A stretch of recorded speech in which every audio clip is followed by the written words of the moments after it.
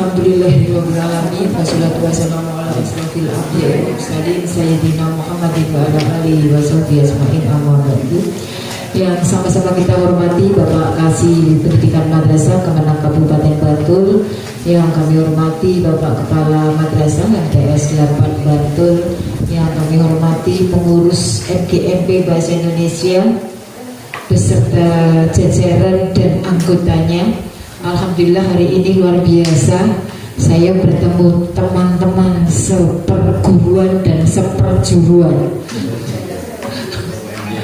UNY, ya, karena saya juga guru bahasa Indonesia dan saya juga harus menyiapkan dua-duanya TKA, tapi bedanya di sekolah umum tidak ada KBJ. Alhamdulillah, rasa syukur tiada terhingga, hari ini saya bisa madrasah yang keempat ini hari ini. Tadi awalnya saya mau minta yang ketiga gitu, jika saya maju akhirnya saya kasih yang akhir, kasih akhir sehingga muter dulu karena hari ini kebetulan ANPK, sehingga harus mantau karena ada hampir 2 madrasah tidak mengikuti. Awalnya Bantul, akhirnya selesai. Tinggal 1 Gunung Kidul, akhirnya tadi pagi clear.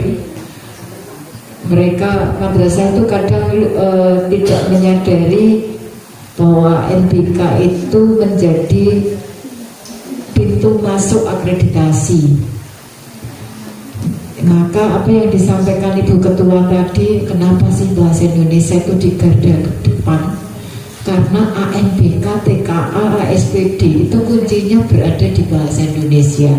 Bahasa kita sendiri yang dianggap gampang, tapi ternyata ya, coba sekali waktu sebelum nanti simulasi TKA kepada anak-anak, saya ingin TKA dulu simulasi kepada gurunya, cek nilai. Tidak apa-apa, dengan standar yang nasional. Supaya apa? Supaya kita tahu kekurangan kita berada di mana. Dulu waktu UN kan begitu, gurunya mengerjakan. Bagi saya beban mental betul itu. Nek elek wagu isin, nek apik biasa gitu. Itu seperti saya ketika lomba kepala madrasah prestasi itu maju mundur, harus kalah, wanita kalah, maka harus ketika berperang harus all out.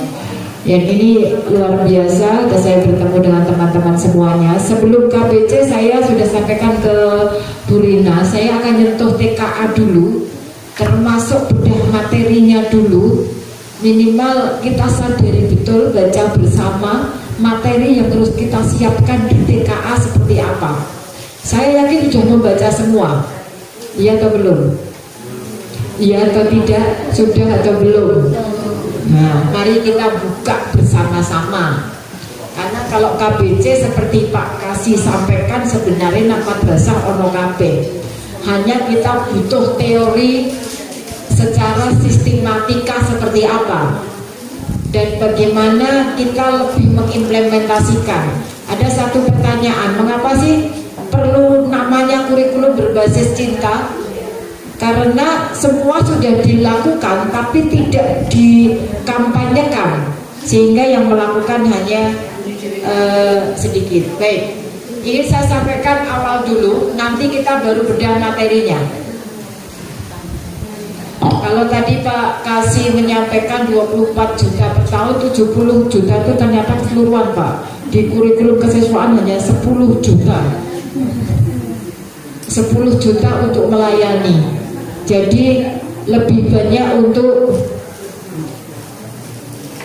MBD. Sekarang kita semuanya terfokus efisiensi ke MBG. Harapannya memang anak-anak menjadi lebih sehat. Baik, Bapak Ibu yang kami hormati, harus dipahami yang apa maksud TKA itu. Sudah diketahui kalau di Jogja bukan sesuatu yang mengagetkan karena biasa ASPD. Ini sebagai seleksi masuk pendidikan lebih lanjut, penyetaraan jalur pendidikan, karena dianggap rapot itu bukan standar mutu. Maka salah satu fungsi manfaat dari TKA adalah validator dari rapot.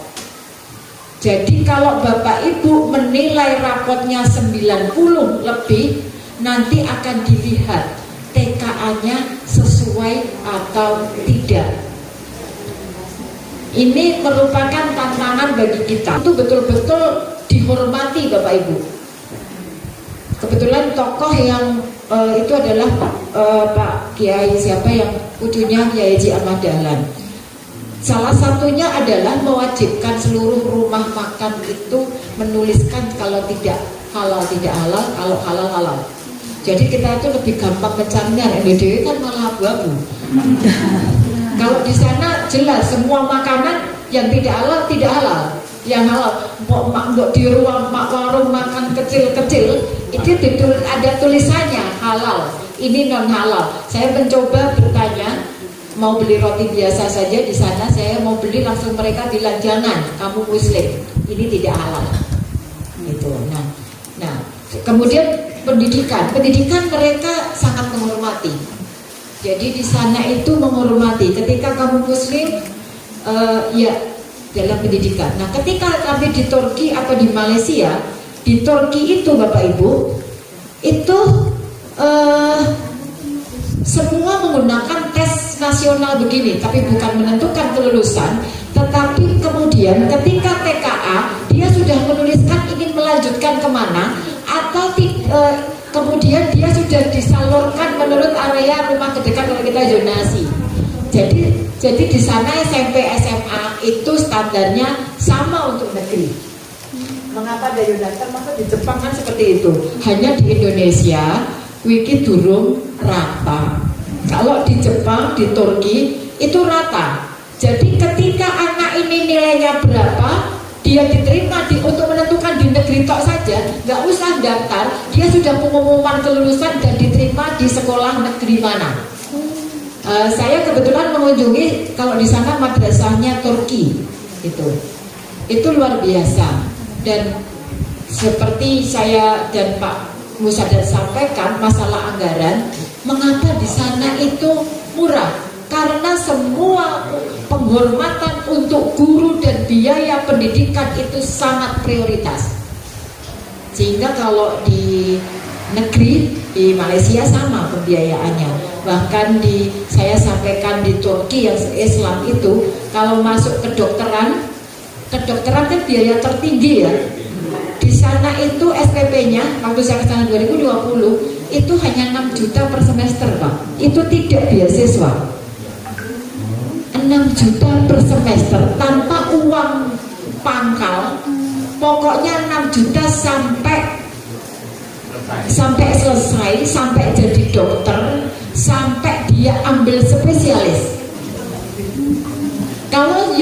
Karena apa? Saya sampai heran. Saya diskusi dengan pendidikan di sana. Mengapa? Karena memang mereka untuk pendidikan itu gurunya. Pada tahun saya pernah melamar jadi guru bahasa Indonesia di Jepang tahun 2005. Saya pengen pindah Pak dari Kemenang ke Jepang Pak. 2005 itu gajinya 15 juta per bulan. 2005. Iya, dan luar 20 tahun yang lalu. Dan satu tahun hanya waktu itu saya kira karena anak saya masih kecil, saya pikir bisa diajak langsung, ternyata harus 1 tahun dulu. Sehingga saya membatalkan. Saya sudah lolos. Waktu saya ambil di UNY, kemudian ada tawaran, saya tes itu gaji di Jepang. Nah, kemudian bagaimana pembiayaannya? Maka pembiayaannya, ya pembiayaan kita kalau guru ketika dari luar semua dibiayai dari rumah sampai makan. Termasuk di Turki itu living cost-nya kalau sekolah di sana Pak. Sekolah di sana, kebetulan saya bertemu dengan mahasiswa-mahasiswa dari madrasah. Ketua Mahasiswa Indonesia di Ankara itu Akma dari Madura Jogja, itu beasiswa sudah free, dapat mes, dapat makan, dapat uang jajan 1,4 juta. Itu makan sudah ditanggung. Kalau S2 dia tidak mes tapi dapat rumah, tidak diberi makan tapi suruh masak sendiri, tapi diberi uang living costnya 4,5 juta per bulan, sudah dapat rumah. Karena apa? Mereka dan semua pengusaha-pengusaha di sana itu fokus memberikan beasiswa. Saya bertemu dengan mahasiswa dari Jawa Timur, dia tidak beasiswa, dia hubungan internasional jurusannya dan komunikasi. Anak berdua di rumah makan. Saya tanya, berapa per semester? Kalau bukan kedokteran, 1 semester 2 juta Pak. Orang nganggo uang gedung. Terus saya tanya, orang tua ngirim per bulan berapa untuk hidup di sana? Mereka dapat mes kalau di luar. Untuk makan dia perlu 1,5 sampai 2 juta. Neng jajan nang kantin lo ya. Nah artinya apa? Itu untuk pendidikan. Nah apa kaitannya saya sampaikan di TKA? Karena mereka fokus sehingga ada standar nasional. Dulu ketika ujian nasional heboh karena menentukan kelulusan, banyak yang menolak. Maka TKA ini tidak wajib Bapak Ibu. Nanti anak-anak itu mendaftarkan harus disetujui orang tua. Kalau orang tua tidak setuju maka tidak boleh dipaksa ikut TKA. Tapi resikonya harus rampung sekolah. Anda duwe alat ibu melanjutkan. Artinya bahwa itu sebagai boleh melanjutkan boleh, tetapi hanya punya satu yaitu rapor. Nah, makanya apa yang disampaikan Bu Rina tadi, kuncinya berada di bahasa Indonesia. Saya selalu mengatakan kepada siswa-siswa saya, ada bahasa Indonesia, matematika, bahasa Inggris. Kalau dilihat kita nggak ada bahasa Inggris. Besok jadi ada 2 mapel TKA, 2 mapel TKAD. Jadi yang berbasis nasional bahasa Indonesia dan matematika, TKAD berbasis daerah itu bahasa Inggris dan sains. Ada pertanyaan, apakah bahasa Indonesia di TKA sama dengan di ASPD? Tidak, karena ini bukan literasi. Ini kompetensi pengetahuan. Jadi sekali lagi bukan literasi. Masih salah kaprah mereka literasi. Sehingga nanti kalau kita bedah materi akan kembali materinya tentang imbuhan, tentang huruf besar, huruf kecil, subjek predikat. Ya, seperti UN. Maka saya memang bilang Bu Rina, saya akan memfokuskan ini dulu dibandingkan KBC. Sepakat deh? Kita akan lihat materinya supaya jenengan tidak salah dalam memberikan materi. Ya, KBC nanti saya berikan secara penutup. Tetapi saya ingin menyampaikan materinya yang diujikan bentuknya seperti apa dan apa yang harus jenengan. Karena ini harga diri. Mengapa? Ini salah satu fungsinya untuk pemetaan satuan pendidikan. Sehingga nanti di sini ada lupa di mana. Sehingga ketika pemetaan otomatis Bapak Ibu jenengan nanti akan diposisikan ada ranking nasional dan kita punya tanggung jawab di IY ini akan jadi ranking berapa.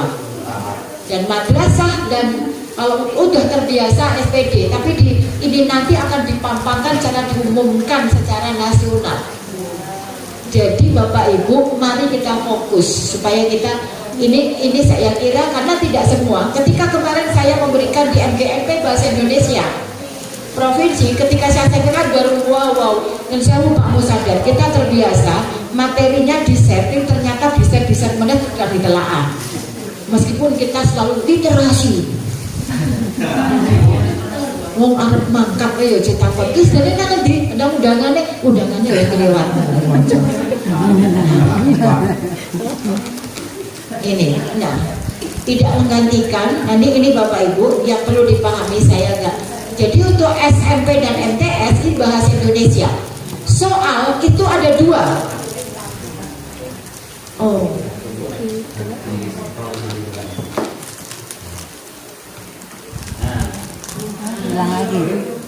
Jadi sebagian soal dari pusat, sebagian lagi dari daerah. Kemarin saya rapat di BPMP sama Bung Sadat ya, itu disampaikan bahwa ternyata soal ini tidak boleh dibuat oleh guru, tetapi yang punya latar belakang guru tapi wis nanggon provinsi. Nah, aku kan gawe soal berarti. Nah, bahasa Indonesia kan? Itu. Karena apa? Objektivitas. Karena jangan sampai ada kebocoran. Nah ini, dan kita sudah diputuskan di kalender akademik itu sekitar 14-15 April 4 hari, 14, 15, 16. Kemarin Sleman tryout SMP. Saya cukup kaget Pak, saya di salah satu madrasah karena gurunya bukan bahasa Indonesia tidak disampaikan manfaat, hampir semua tryout itu garap sakar PDW malah ditinggal main game. Jadi tugas Bapak Ibu yang utama sebelum materi menyampaikan fungsi dan manfaat dan tujuan. Karena selama ini sudah dibiasakan kayak ANBK sambil lalu. Padahal literasi bahasa itu literasi membaca itu bahasa Indonesia itu sebenarnya bisa disiapkan, tapi kenyataannya banyak yang tidak menyiapkan materi. Nah, maka dianggap TKA itu seperti ABM kemarin Pak, hanya untuk menguji nggak apa-apa, padahal ini menentukan masa depan. Ini tuh MA, ini nggak usah. Jadi Bapak Ibu, nanti ini ada pengawas penyelia itu dari perguruan tinggi. Jadi keobjektivitasan ini sangat dijaga, tidak seperti sekarang ANBK antar madrasah tukar pengawas. Kalau besok seperti UN, madrasah menyampaikan kepada Pokja yang menentukan siapa pengawasnya adalah Pokja atau justru dari dinas. Jadi misalnya kita ada berapa ruang itu kan kayak UN dulu. Ini yang dilakukan seperti UN Bapak Ibu. Sehingga di sini ada guru pemantau, ada guru dari satuan pendidikan yang berbeda. Oke.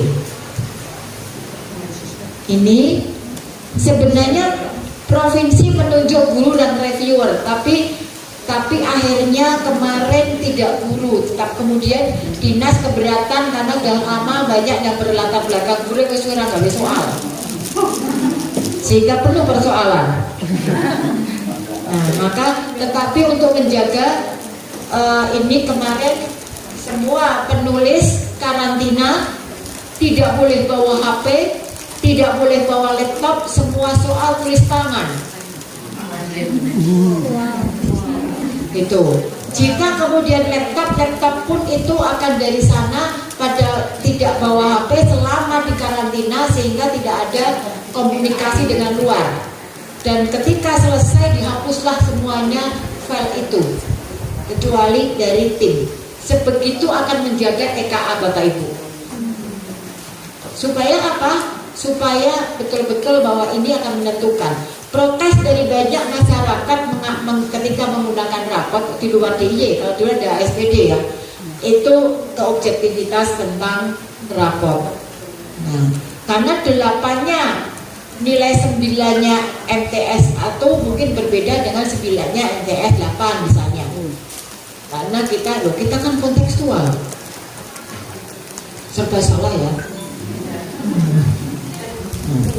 Oke. Saya agak cepat karena waktunya, kita kalau bisa sebelum jam 3 selesai.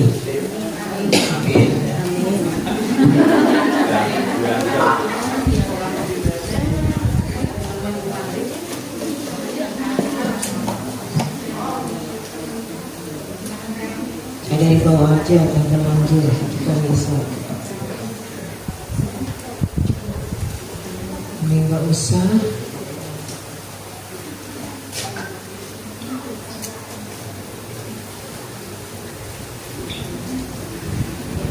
Ini hasil TKA ternyata secara tidak langsung akan mempengaruhi akreditasi dan rapor pendidikan. Jadi TKA ini akan masuk di unsur rapor pendidikan, termasuk akreditasi, karena di akreditasi poinnya akan termasuk nilai rata-rata TKA. Nah, begitu pentingnya TKA yang sampai saat ini, karena saya sebenarnya ingin menyampaikan ke guru semua MGMP, jadi apalagi semua madrasah, karena madrasah belum ngeh juga tentang pentingnya TKA. Banyak madrasah yang belum membedah.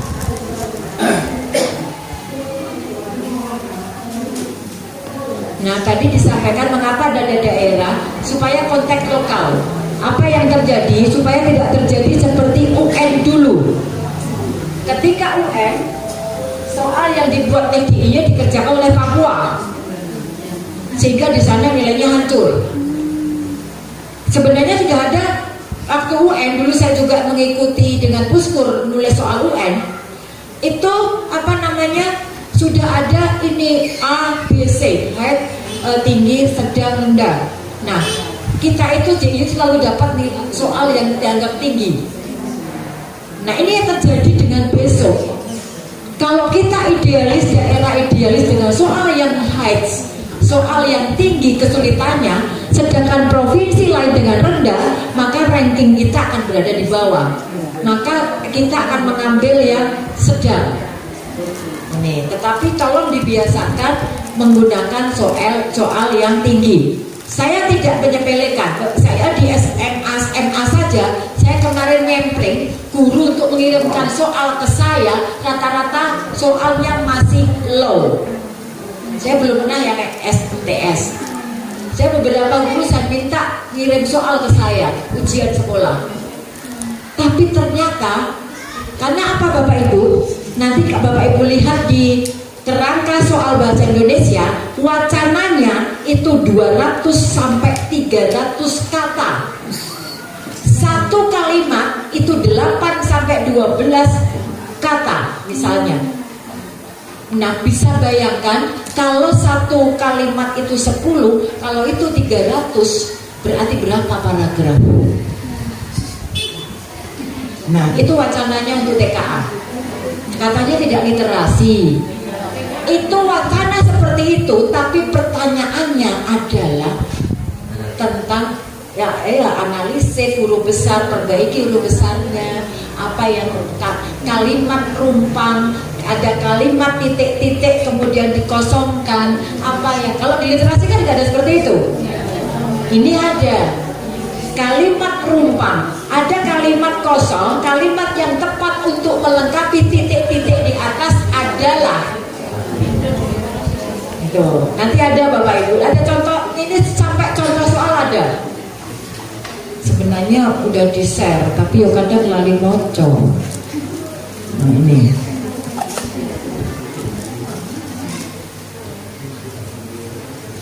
Ini nanti hasil TKA semua bisa melihat, orang tua bisa melihat.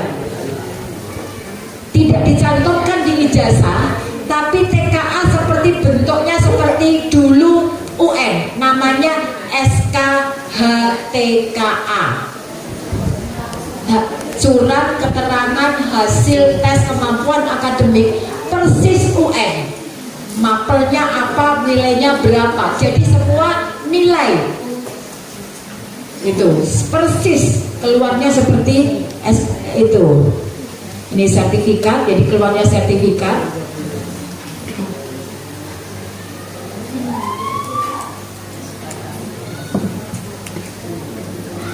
Ini tentang soal di atas soalnya.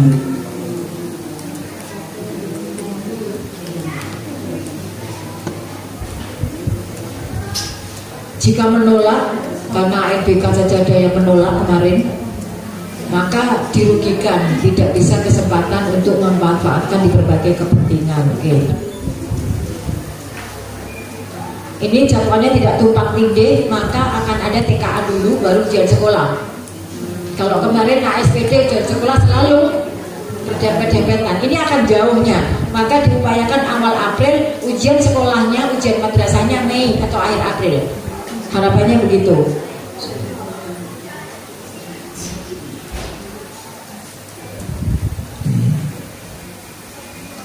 Oke, saya agak cepat.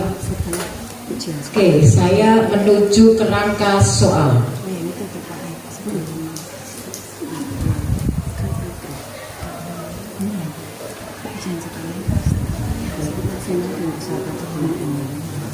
Yang mana ya, saya agak lupa judulnya. Ini yang MA apa ya? SMA. Kalau kimia dasar. Kita buka yang SMP.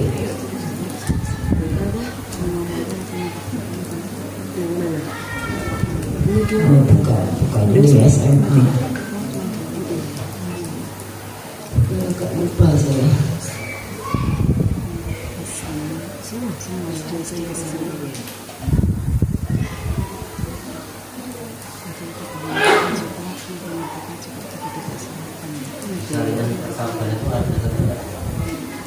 Ada Pak, khusus SMP.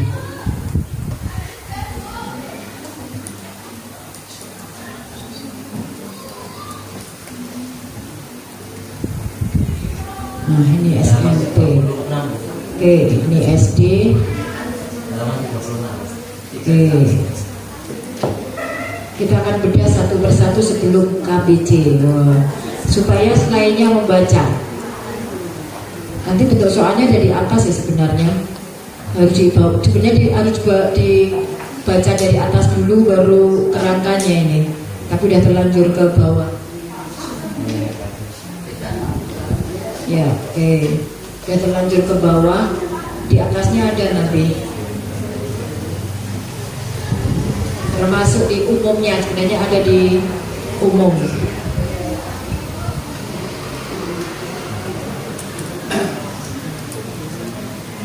Oh, bukan ini Pak. Bukan ini.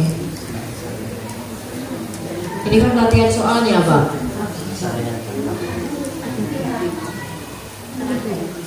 Kerangkanya Pak sekitar.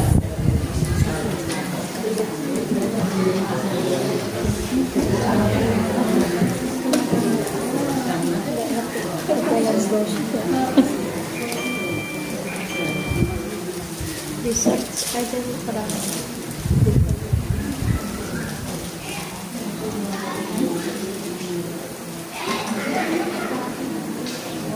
Jadi apa saja, karena contoh soal tidak semuanya. Jadi bentuk soalnya itu yang pertama pilihan ganda biasa, pilih A, B, C. Yang kedua pilihan ganda kompleks, artinya bisa memilih 2, 3 yang benar. Kemudian menyatakan benar salah, sesuai tidak sesuai. Contoh, ada wacana, kemudian di bawahnya ada 10 kalimat. Maka 10 kalimat itu harus menyatakan kalimat di bawah ini apakah sesuai dengan wacana teks di atas. Maka anak-anak tulis sesuai, tidak sesuai, benar, salah. Itu misalnya pernyataannya. Ini kerangkanya dulu. Ada bahasa, ada sastra, sampai sudut pandang, alur, semuanya ada. Penokohan, sudut pandang, alur, bahkan alur itu ada. Apakah kalau kalimat di bawah ini termasuk puncak masalah menuju klima atau penyelesaian masalah? Kalau di literasi kita sudah tidak lama tidak mengajarkan itu. Tuh, nih. Kemudian ini tokoh karakter, konflik tunggal. Jadi ada alur tunggal, ada alur jamak. Alur jamak itu ada alur, kemudian di alur A-nya itu ada anaknya lagi kalau Bapak Ibu masih ingat. Dan ini yang paling dikatakan paling susah itu sudut pandang, alur. Alur ini termasuk klimak, anti klimak atau menuju masalah. Dan ini harus betul-betul latihan. Teks itu termasuk yang keluar teks tunggal. Ada kalimat tunggal, ada kalimat majemuk. Bapak Ibu harus mengajarkan ini majemuk setara, majemuk bertingkat. Kalau bertingkat anak kalimat apa, subjeknya mana, predikatnya mana. Ini harus dilatih.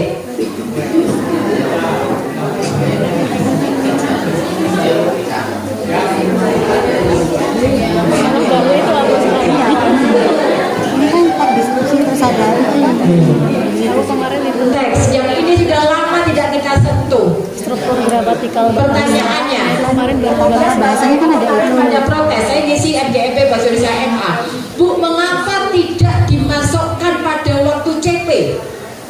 Begini Bapak Ibu, dianggapnya kita ini mengajarkan argumentasi. Rata-rata guru itu kemudian fokus argumentasi. Padahal kalau kita memberikan wacana argumentasi, maka sebenarnya di dalamnya mengajarkan tentang bagaimana subjek predikat yang kadang lupa tidak disentuh. Karena termasuk ini namanya kemampuan dasar. Maka kita tuh sekarang udah pragmatis semua, maka kemampuan dasar lupa tidak diajarkan. Titik koma, titik dua, tanda petik itu udah lama tidak diajarkan. Kalau saya masih mengajarkan karena di UTBK keluar. Saya fokus pada ujian. Nah, ini dilihat Bapak Ibu. Tokoh berkarakter bulat, tokoh cerita latar konkret, latar abstrak. Diling-iling pelajaran waktu kuliah. Kemudian di dalam fiksi biasanya ada penyelesaian tertutup, penyelesaian tunggal, penyelesaian terbuka. Masih ingat Bapak Ibu? Nek terbuka iki kon gawe milih dhewe, mikir dhewe penyelesaiannya piye. Sudut pandang orang ketiga. Nah, tetapi kadang kita selama ini jadi nyeritakake aku apa nyeritakake dia. Nah, ini nek latihan soal dhewe kan susah.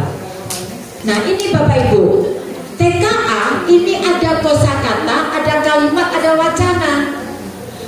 Kosakata ini ada kata berimbuhan sekarang diajari. Bagaimana? Apakah bertanggung jawab itu dipisah atau digabung? Misalnya, kata Ramadan sekarang banyak masih salah. Bagaimana kata bakunya Ramadan? RAMADAN.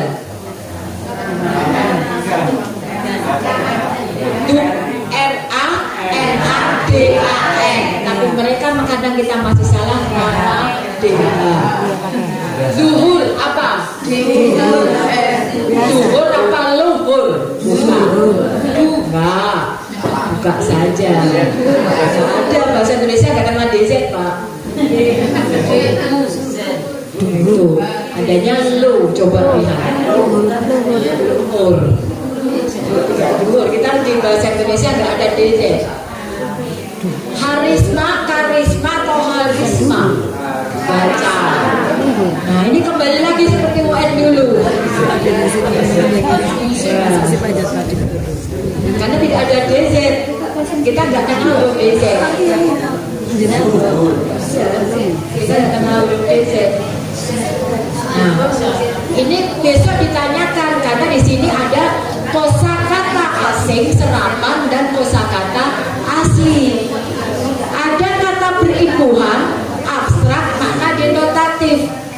Sekarang Bapak Ibu pertanyaannya, lebih eufemisme tunanetra atau buta? Sekarang kembali ke buta. Mereka tidak menggunakan kata tunanetra. Terus update kata-kata yang baru ini. Ada makna denotatif, ada makna abstrak, ada kata global. Lebih saya banget ya orang soal ini yo. Contohnya apa? Ayo.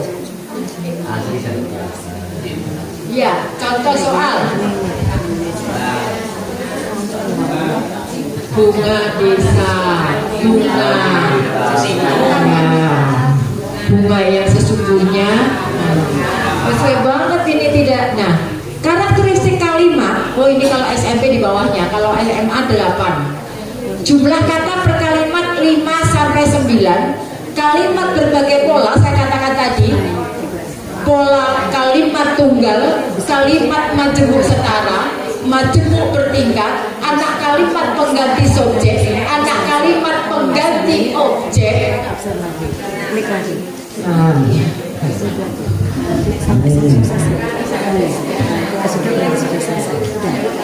Nah ini Bapak Ibu, pada penyulihan kohesi itu kata kata penghubung konjungsi, tetapi kohesi itu keterpaduan kan. Ini ada substitusi, coba udah lama sekali tidak kita gunakan. Konjungsi antar paragraf, perbandingan.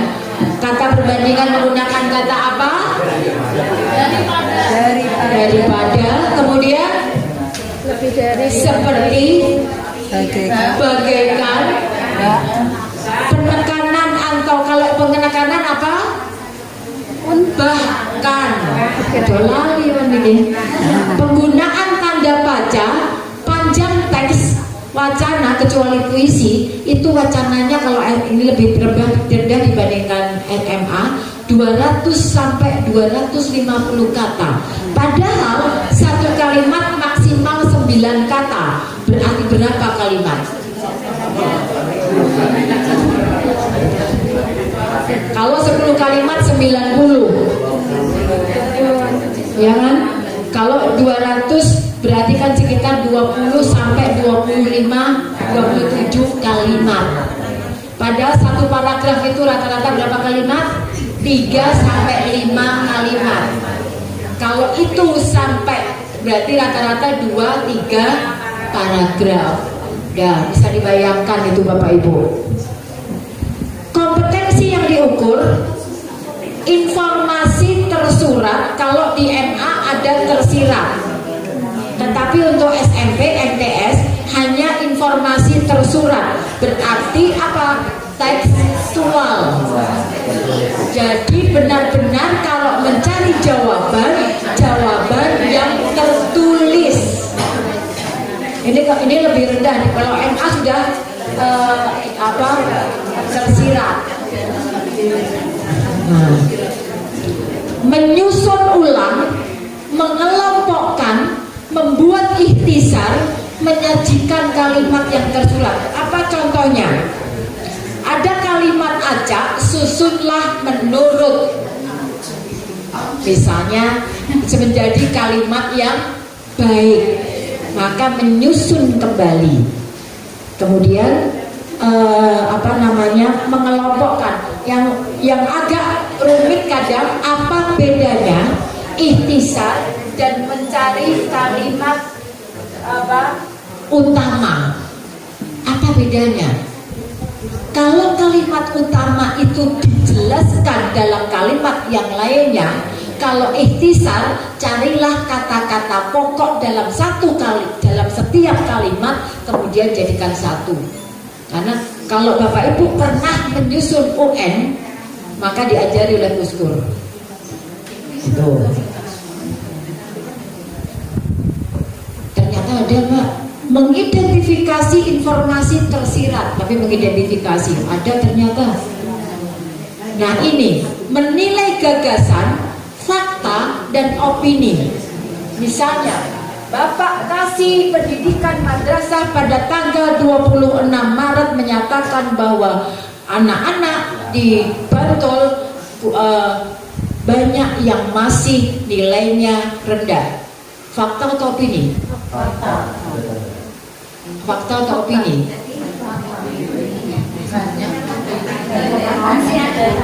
Fakta. Tapi kadang terjebak dengan kalimat gagasannya. Itu. Untuk aku simpulan bahasa Indonesia apa? Jadi saya ngomong. Saya masih ngajar 4 kelas. Masya Allah. Nih, Menanggapi isi teks, merefleksi diri dengan tokoh atau kejadian, menanggapi bahasa penulis apa? Bagaimana tanggapan logis? Masih ingat pertanyaan itu? Apa jawaban tanggapan logis? Satu, kalimat yang harus kalimat baku, kalimat efektif, dan menggunakan tanda baca yang benar. Pokoknya boleh kalimat yang paling apik dan sopan. Kan begitu biasanya itu. Kita ingat dengan UN, kan ini sangat jauh berbeda dengan literasi ya.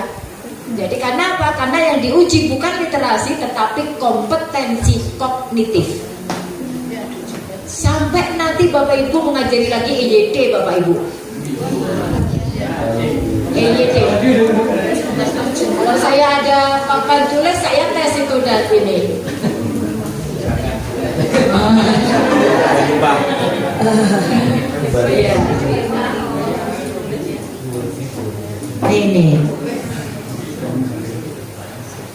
Ini ada fakta opini menanggapi si teks tadi, kejadian, bahasa dalam teks, pemahaman tekstual, mengelompokkan, menyusun ulang, sudah saya sampaikan tadi, informasi secara eksplisit dalam teks, kemampuan, evaluasi, sekarang kita kerangkanya. Nih, mengidentifikasi istilah sudah saya sampaikan. Misalnya ada morfologi dalam bahasa Indonesia, dalam morfologi dalam biologi itu berbeda maksud. Sekarang pertanyaannya Bu, lembab pakai B atau lembab pakai P? B. Dulu sempat di dalam KBBI kembali ke P, kelembaban bukan kelembaban, tapi yang baru sekarang dikembalikan ke lembaban. Nah, contoh yang memesona, ini termasuk memesona atau mempesona?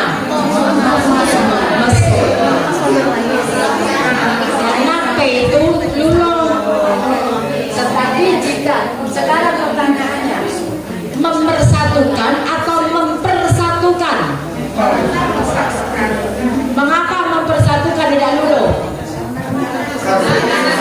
Dasarnya seminar. Contoh. Nah ini keluar besok Bu. Mengidentifikasi sudah. Kembali kan delibet ini. Tadi menyimpulkan ide pokok. Berarti ada kalimat deduktif, kalimat induktif, ada kalimat campuran. Artinya apa? Apakah kata kalimat utamanya berada di awal atau di belakang? Kemudian apa kalimat penjelas yang tepat untuk melengkapi paragraf di atas? Yang paling agak susah kan kalimat rumpang biasanya. Ini menjelaskan kelogisan hubungan antar peristiwa, antar gagasan. Mohon maaf mengapa ini penting. Pengalaman saya mengisi di bahasa Indonesia kemarin yang di kota itu ternyata yang urung moco doang seperti sekarang. Oh ternyata gitu. Nek moco bareng ini agak sadar soalnya. Memprediksi peristiwa dalam teks berarti ini adalah kalimat memprediksi tersurat atau tersirat? Tersirat. Lebus kalian. Menjelaskan bahasa kias tadi ada denotatif, ada konotatif, ada citraan. Masih ingat Pak Minto? Yang UNY citraan. Citraan itu muncul dalam fiksi. Apa contohnya? Malah ngetes ini. Pendengaran ya. Panca indera, betul. Kemudian evaluasi dan apresiasi, menilai relevansi peristiwa teks dengan kehidupan sehari-hari, menilai kesesuaian akurasi unsur kebahasaan, ini sudah. Isi berdasarkan perbandingan, menyimpulkan respon emosional. Nih. Nah ini, oke Bapak Ibu, sudah tergambarkan. Masih ada 25 menit. Ada pertanyaan sebelum saya ke KBJ. Saya jadi minum ya. Nah, terbuka kan? Sehingga Gus mohon maaf, kalau mau nilai tinggi masih campur-campur 17 mapel, berat Bapak Ibu. Ini yang dilakukan oleh madrasah-madrasah unggul. Contoh kalau MA itu Mat IC Serpong. Karena saya juga nyusun kurikulum Bapak Ibu di pusat, saya tahu betul Bapak Ibu yang dilakukan mereka itu adalah sistem blok, bahkan hidden. Kaya sejarah kuwi Pak, ora diulang Pak, kalau sinau dhewe apalan. Tapi sebulan 2 bulan sekali akan ketemu gurunya tagihan ulangan. Dia harus presentasi untuk mengambil nilai. Nah, karena bocah-bocah ya wis pinter. Nah, maka kalau kita, saya pengalaman Bapak Ibu, Semakin anak pintar, saya ngajar di 3 tempat. SMF, SMK Indonesia, atau sekarang SMF, dulu SAA, SMA 8 dan MAN 2 Jogja. Saya mengajar 3 tempat sekaligus Bapak Ibu. Saya satu minggu itu 53 jam. Saya masih ingat Pak, di MAN 2 Jogja itu 8 kelas kali 4 jam 32. Di SMA 8 kelas kali 2 48. Saya di SMF 3 jam kali 3 48 sama 9 56 jam. Di SMA 8 itu mengapa saya lagi ranking 1? Setiap jam 6 itu saya ngajar mulai jam 6 itu breakfast soal. Jadi mereka anak itu jam 6:15 itu selalu ada soal dikerjakan. Bahasa Indonesia tiap hari saya ada. Saya masuk 6:15, kemudian sampai jam 10 saya di MAN 2, dulu belum ada pinjer. Jam 10 sampai jam 3 saya di MAN 2, jam 3 sampai jam setengah 10 malam saya di SMF. Karena SMF itu sampai jam 7. Kalau ada tambahan persiapan UN, mulainya setengah 8 sampai setengah 10. Itu. Apa yang ingin saya sampaikan, mereka berhasil semuanya dengan nilai. SMF itu sistem blok. Jadi pelajarannya tergantung apa yang diujikan. Besok ujian apa, bulan ini, maka blok full di mapel itu. Kalau mau praktikum maka saya off. Seperti sekarang, saya SMK tapi saya off, mereka praktikum. Tapi mulai bulan September saya on terus sore sampai hari Sabtu untuk TKA, saya nggak libur. Fokus mereka. Dan itu saya terapkan di MAN 2 Kulon Progo. Saya sistem blok sebelum kurikulum merdeka. Sebelum kurikulum merdeka pada semester 6 dulu saya full UN. Jadi yang dulu MAN 2 Kulon Progo itu ranking terakhir menjadi 5 besar. Karena berat kalau dilakukan semua mapel. Tapi ya tidak semua hilang. Misalnya olahraga tetap karena itu refresh, seni budaya tetap. Nanti mapel-mapel yang kayak sejarah tidak diujikan, misalnya 1 minggu 2 jam, itu banyak di awal di semester genap, nanti pada semester ganjil, semester genap sekali bertemu menjelang ujian sekolah. Itu kalau berani. Nah ini Bapak Ibu. Jadi tolong ini dilakukan karena TK ini terus terang saya sampaikan, TK ini harga diri Bapak Ibu. Karena nanti madrasah dengan saya tuh deg-degan ya kalau dulu mengambil hasil UN di Dikpora. Itu kan saya selalu madrasah ya Allah semoga ada yang 10 besar kan begitu. Kayak sama SPD itu Pak. Ya wis berkabeh nang ketok-ketok dulu wis kok dhuwur nang ketok-ketok ngono kuwi wis isin. Jadi Bapak Ibu, mari kita fokus untuk itu. Baik, 15 menit KBC.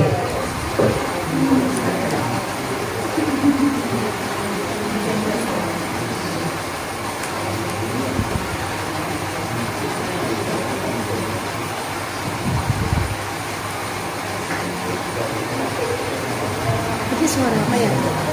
Suara apa sih? Sini keras. Oh, di sini masih kelihatan suaranya.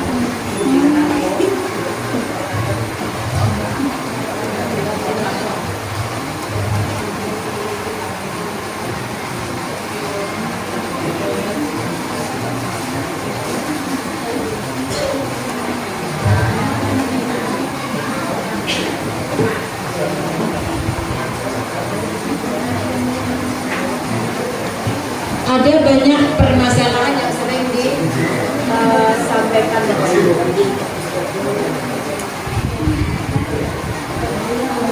Saya singkat saja.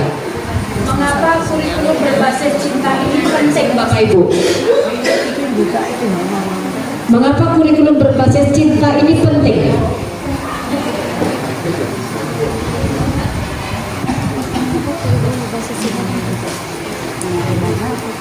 Istilah kurikulum ini sebenarnya perdebatan. Mengapa dinamakan kurikulum? Awalnya dulu kurikulum cinta, saya menolak. Saya bilang tim ahli, ini bukan kurikulum.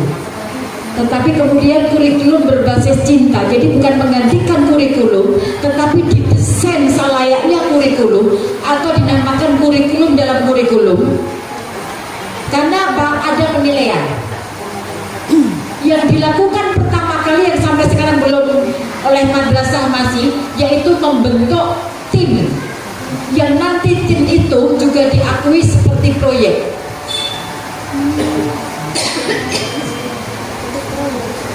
Kemarin kan masih pada Bu, apakah wali kelas masih dihitung 6 gitu, udah banyak kan masih ya kalau sekarang, dan kalau besok, tetapi saat ini kan seperti panitia belum diakui jam, tetapi yang baru besok sudah sesuai dengan Dikbud, artinya sebagai apa namanya panitia diakui jam, pengabdian kepada masyarakat diakui, itu yang semua ada plus minusnya. Itu pengurus RT kemudian kan mereka protes, apa kaitannya dengan pembelajaran itu kan. Nah Bapak Ibu, guru itu kan ada pedagoginya, ada kemampuan sosialnya, seperti dosen itu 12 SKS yang di dalam kelas hanya berapa minimal? 6. Yang 6 apa? Pengabdian masyarakat. Penelitian itu termasuk pengabdian masyarakat. Maka harapannya undang-undang yang terbaru 24 jam itu kita mengajarnya 16, 8 itu pengabdian masyarakat termasuk menulis. Itu. Tapi undang-undang Sisdiknas baru proses pergantian. Jadi kita doakan semoga sesuai. Kita hanya 16 jam. 8 jam itu adalah pengabdian pada masyarakat. Nah, ini Bapak Ibu. Kurikulum ini sebagai, mengapa dikatakan? Karena perencanaannya tertulis. Nih saya sebenarnya ini dikatakan Pak Musada tadi, kalau kita menerjemahkan seperti ini, maka menjadi salah kaprah di semua madrasah. Yang pertama saling perhatian dan pengertian. Hebat kan sama teman. Kemudian keterbukaan dalam komunikasi, punya dukungan emosional terhadap Pak Musada, keinginan menghabiskan waktu bersama.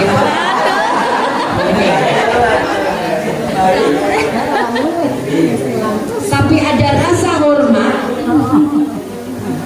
merasa aman dan nyaman, mempunyai niat jangka panjang. Konteksnya kok pas ya, tindakan kasih sayang, kemudian membangun komitmen. Ini indikator cinta. Apakah ini kemudian akan diterapkan di madrasah? Berbentuk komitmen pelaksanaannya dalam kondisi KP repot KP rumah mingguan. Tapi ini kita mengapa ini disampaikan itu untuk mengevaluasi sebenarnya apa yang dinamakan cinta itu kan. Dalam KBC ada insersi, jadi bukan menggantikan, ada integrasi. Bagaimana dengan bahasa Indonesia? Saya kalau dengan teori terlalu lama. Kalau mau praktek, maka Bapak Ibu pilih CP. Pilih CP-nya, kemudian tentukan. Ini saya contohkan, ini saya ambil dari langsung. Sebentar.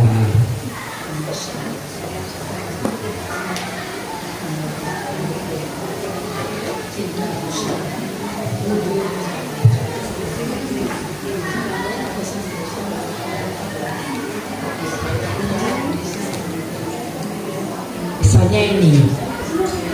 Ini punyanya Bu Septi, ketika memang itu contoh yang ada Bu Rina dimasukkan di panduan. Nih, ini ada keimanan, ketakwaan kepada Tuhan Yang Maha Esa. Ini kan ada 8 lulusan, sekarang kan dimensi 8 itu ada 8. Dari 8 ini Bapak Ibu milih yang mana? Apa yang akan ini dicentang? Oh, saya ketakwaan kepada Tuhan Yang Maha Esa. Jadi Bapak Ibu tinggal mencentang. Kemudian penalaran kritis, ya usia kita udah bukan kita buka GWMDS. Nah, kemudian apa saja? Karena kemarin Bunda minta cara teknis, maka saya teknisnya saja. Karena teori kok malah mau terjemahkan di kata cintamu repot ya Pak ya. Salah tafsir. Nah, ada panca cinta. Bedanya jadi gini Bapak Ibu. Awalnya kurikulum berbasis cinta ini hanya untuk madrasah. Tetapi kemudian Pak Menteri mendengungkan secara nasional kepada seluruh aspek. Maka muncullah panca cinta versi nasional, bukan madrasah. Sehingga di sana adalah keimanan kepada Tuhan. Nah, kalau di umum, kemudian tidak ada rasulnya, bahkan Tuhan Yang Maha Esa pun tidak ada yang Maha Esa, hanya cinta kepada Tuhan. Tetapi di madrasah ini tetap cinta Allah dan Rasulnya. Jadi kalau Bapak Ibu menemukan 5 panca cinta yang berbeda, Bapak Ibu ambil yang ini. Karena yang cinta kepada Tuhan Yang Maha Esa itu adalah yang untuk semua agama. Itu. Jadi kemudian Bapak Ibu akan menggunakan apa? Dari topik panca cinta, maka menggunakan cinta kepada Allah. Sebenarnya hanya menambahkan ini kalau cara teori Bapak Ibu. Hanya kita harus menghembuskan dalam setiap langkah itu dengan mengintegrasikan. Integrasinya ini. Nah, ini capaiannya, materinya, maka dinamakan materi integrasi. Ini integrasinya dalam KBC adalah keimanan dan ketakwaan terhadap Allah, inti dari muara kehidupan. Materi pembelajarannya teks eksplanasi tentang fenomena gempa bumi. Misalnya tentang cinta lingkungan Bapak Ibu ambil. Bisa saja. Apa misalnya? Maka di sini kita mengatakan bagaimana kita harus merawat penghijauan supaya tidak, misalnya tentang sampah, Bapak Ibu akan menyatakan lingkungan. Bisa saja itu untuk bagaimana fenomena banjir di, kita ambil bukan gempa bumi tapi banjir. Maka kita cinta lingkungan. Apa yang menyebabkan banjir? 1. Membuang sampah. Kedua, hilangnya penghijauan.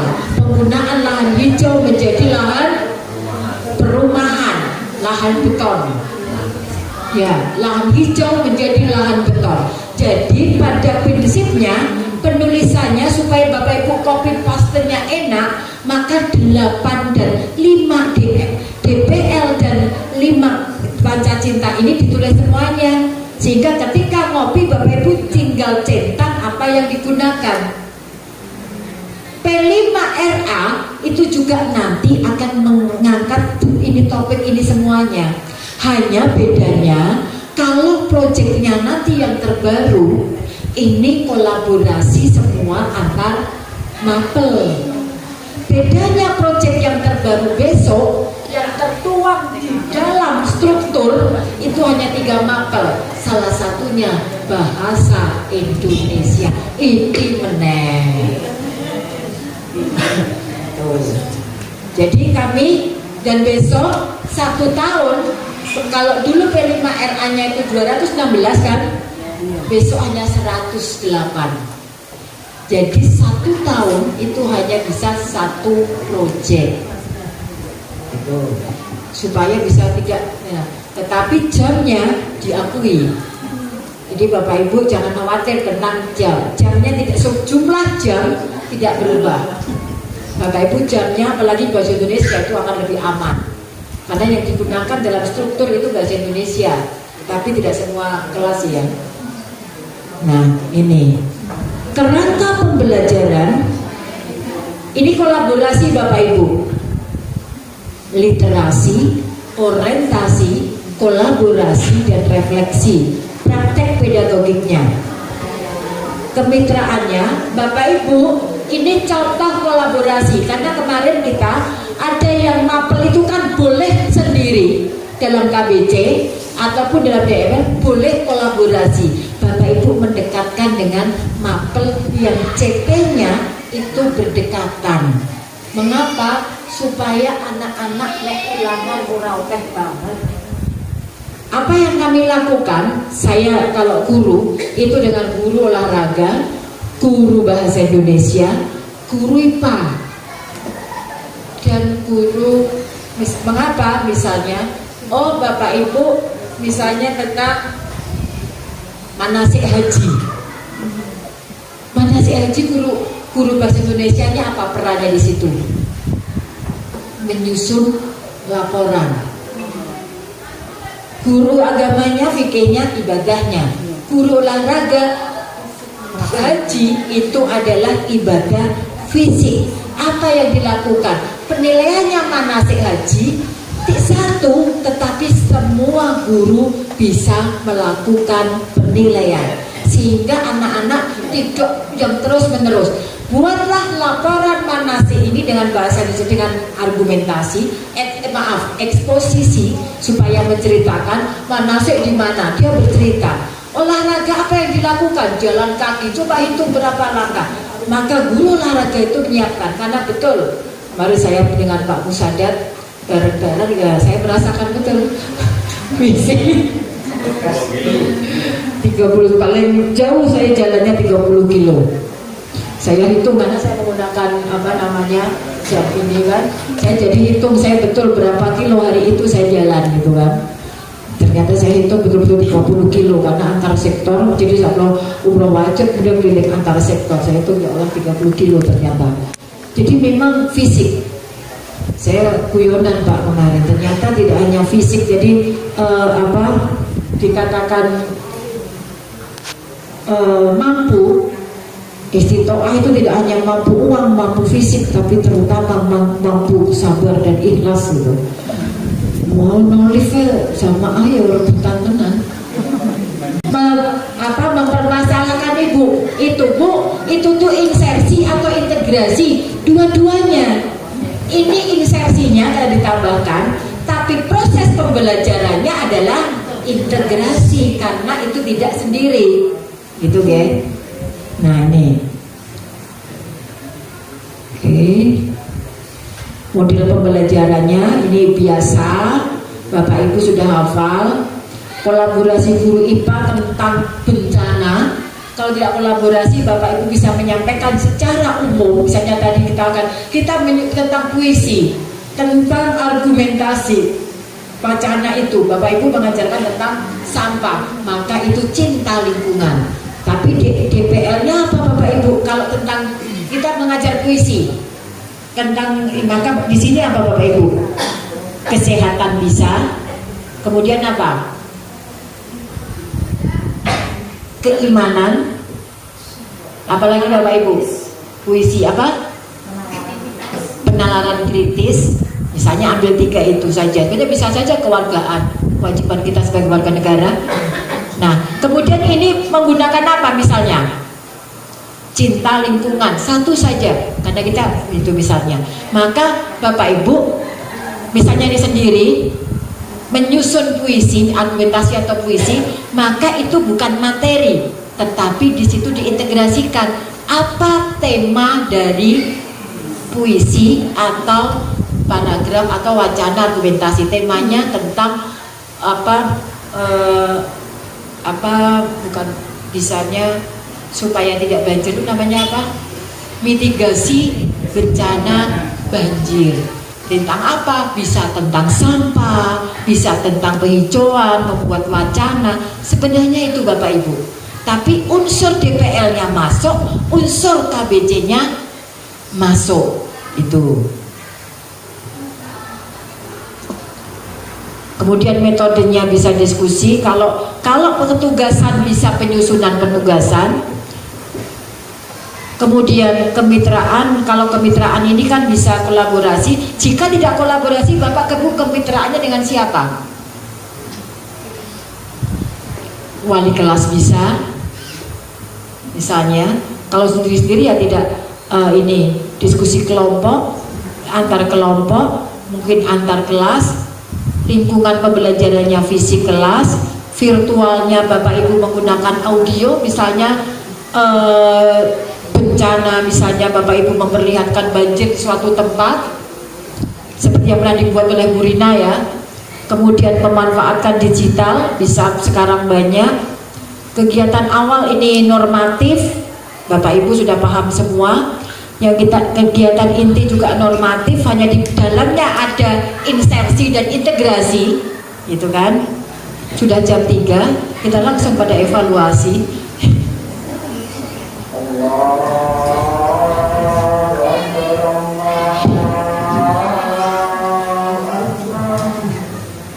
Ini sesuai dengan ini lampiran gambarnya Bapak Ibu. Ini assessment soal sumatifnya, apa ide pokok informasi ini normatif, hanya ini belum muncul ini KBC-nya. Nah, ada evaluasi KBC-nya. KBC-nya tadi apa yang kamu sebagai cintakan, apa yang kamu lakukan terhadap lingkunganmu. Itu misalnya, sehingga itu bentuknya. Pas jam 15 lebih 4 menit, jam 4 menit. Itu saja dari saya. Sukses buat Bapak Ibu, mari kita belajar. Nah, saya hanya pesan Bapak Ibu, Bu Rina dan teman-teman, sekali waktu seperti yang saya lakukan oleh saya di MBMP Bahasa Indonesia di SMK, saya itu mengundang tim Uskur untuk melatih kita nulis soal secara yang benar. Supaya apa? Kalau kita tahu cara nulis soal, ngajari anak lebih gampang. Kuncinya saya itu bisa ngajari karena saya pernah dekat dan mengikuti ujian nasional menulis soal. Sehingga kalau saya ngajari, udah tahu cara kontribusinya.